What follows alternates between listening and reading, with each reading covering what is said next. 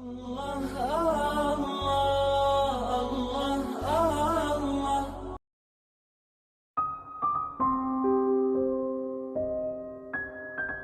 Nabi, atau disebutkan dalam banyak riwayat bahwasanya nabi-nabi pun belum pernah ada nabi yang lihat Allah, termasuk Nabi Muhammad SAW.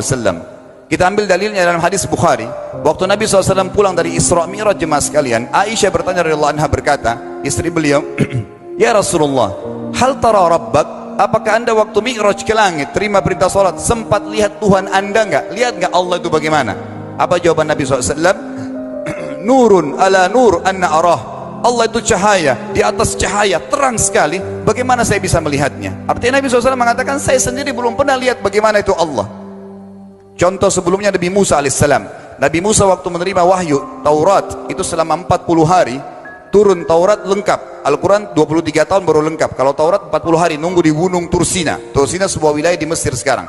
Itu banyak gunung-gunung batu, ada satu gunung batu yang tinggi, Nabi Musa nunggu di situ. Setiap hari Jibril datang turunin surah, turunin ayat gitu.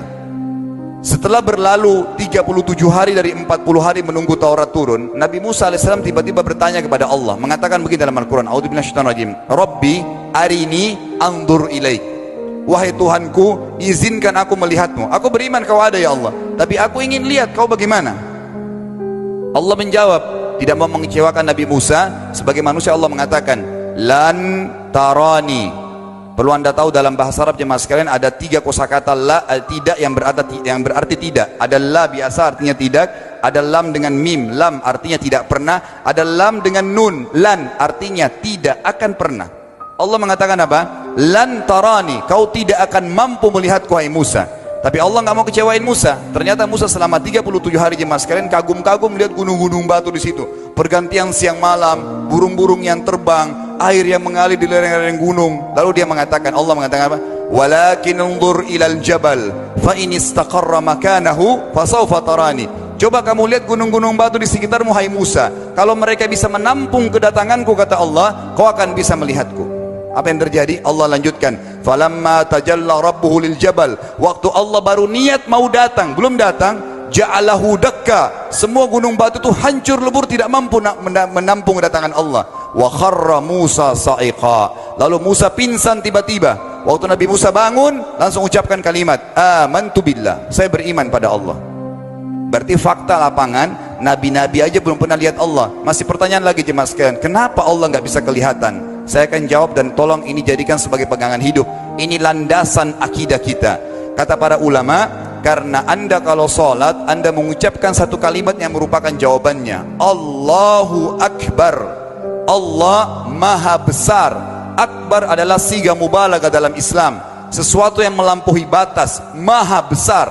Kita terangkan, kata Nabi SAW, perumpamaan bumi yang kalian tinggali ini dibanding dengan langit pertama di atas kepala kalian ada 7 lapis langit. Allah mengatakan sab'an shidada, 7 lapis langit yang kokoh. Alladzi khalaqa sab'a samawatin tibaqa, yang menciptakan langit tibaqa bersusun 1, 2, 3, 4, 5, 6, 7. Allah di atas langit ke-7. Kata Nabi SAW, perumpamaan bumi yang kalian tinggalin dibanding dengan langit pertama di atas kepala kalian, ibaratnya seperti cincin yang dibuang di padang pasir.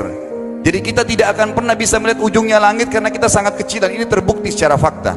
Apakah anda sudah tahu bahwasanya miliaran bintang-bintang yang ada di atas kepala anda yang jaraknya sekian miliar tahun dari bumi, dan sekian miliar tahun lebih besar daripada bumi, sekian miliar kali lebih besar daripada bumi, itu semua berada di bawah langit pertama. Manusia tidak akan pernah bisa memegang langit ini dengan telapak tangannya, karena dari sini saja ke Pluto jaraknya 270 tahun. Nggak bakal bisa ada astronot dikirim kena mati di tengah jalan. Jaraknya jauh sekali bintang-bintang, dan semua berada di bawah langit pertama. Kata Nabi SAW, di atasnya ada langit kedua besarnya, digabung antara bumi sama langit pertama seperti cincin dibuang di padang pasir. Langit ketiga, 2, 1 dan bumi digabung tiga-tiganya, dibagi langit ketiga seperti cincin dibuang di padang pasir, sampai langit ke-7, 5, 6, 4, 3, 2, 1 dan bumi 7 digabung, dibanding langit ke-7 seperti cincin dibuang di padang pasir. Dan langit yang luas ini jemaah sekalian dipenuhi dengan makhluk Allah yang lain namanya malaikat. Dalam hadis Bukhari kata Nabi SAW, waktu saya sedang dimi'rajkan ke langit, tidak ada 4 jari pun ukuran di langit yang luas itu, kecuali saya temukan malaikat yang sedang ruku atau sujud, penuh dengan jumlah mereka. Anda tahu malaikat itu ada namanya nama kelompok, seperti Raqib, Atid itu kelompok. Di bawah Raqib banyak miliaran malaikat, di bawah Atid miliaran malaikat. Sama dengan Munkar Nakir, ada memang nama kelompok. Makanya kalau manusia 5 miliar, rakib atidnya 10 miliar. Rakib atidnya 10 miliar. Lalu kata Nabi SAW, di atas langit ketujuh ada Sidratil Muntaha. Besarnya digabung antara 7 lapis langit dan bumi. 8 hanya seperti cincin di bawah di padang pasir. Di atas Sidratil Muntaha ada sebuah lautan yang Allah ciptakan. Lautan itu besarnya digabung antara Sidratil Muntaha, 7 lapis langit dan bumi. 8, 9-9-nya seperti cincin dibuang di padang pasir. Makanya kalau anda baca Quran, anda baca ayat wa kana arsyu alal ma', singgasana Allah di atas air. Ini maknanya, air adalah ada lautan. Lalu kata Nabi SAW, arsy-nya Allah di atas lautan itu singgasananya Allah. Besarnya digabung antara lautan, Sidratul Muntaha, 7 lapis langit dan bumi. 10-10-nya hanya seperti cincin dibuang di padang pasir. Anda sudah hafal ayat kursi? Apa artinya? Ayat tanda-tanda kebesaran Allah. Kursi itu artinya bukan tempat duduk, tapi tempat pijakan kaki raja di singgasana. Kalau raja ingin naik singgasananya dipijakan kaki, itu namanya kursi. Kita baca apa? Wasi'a kursiyuhu as-samawati wal ard. Pijakan kakinya Allah saja sudah menutupi seluruh langit dan bumi ini. Jadi kita mustahil bisa melihat Allah karena besarnya Allah Azza wa Jal. Tinggal kita tutup jemaah sekalian. Kira-kira lalu bagaimana saya berhubungan dengan Allah? Jawabannya sederhana. Anda lingkari namanya Allah, ini Tuhan kita. Yang menyembah selain Allah kafir, yang mempartisipasikan Allah dengan makhluknya, masih sembah berhala, kuburan, jimat, namanya syirik. Dua-dua nggak boleh. Untuk berhubungan dengan Allah yang tidak kelihatan dengan mata kita ini, tapi kita bisa rasakan keberadaannya, cuman satu cara. Di bawahnya lingkarin ibadah, sholat, puasa, zakat, haji, takziah, ziarah kubur. Semua ini adalah rangkaian ibadah untuk berhubungan dengan Allah. Semua ibadah ini jemaah sekalian harus seperti yang Allah mau, bukan yang anda mau. Ini penting. Karena kalau tidak seperti yang Allah mau, Allah tidak terima. Bagaimana caranya supaya bisa seperti yang Allah mau? Ikuti buku pedomannya. Ada Al-Quran, ada Sunnah. Yang beribadah keluar dari dua pedoman wahyu ini tidak akan diterima oleh Allah. Seperti anda kalau kerja di perusahaan, pimpinan perusahaan kasih peraturan, Senin pakai baju kuning, Selasa baju hijau, Rabu pakai baju hitam. Datang jam 7, keluar jam 5 sore. Ternyata anda tidak. Hari Senin anda pakai baju yang hari Rabu, datangnya jam 9, keluar jam 2 siang. Dikeluarkan oleh pimpinan atasannya. Itu baru peraturan manusia.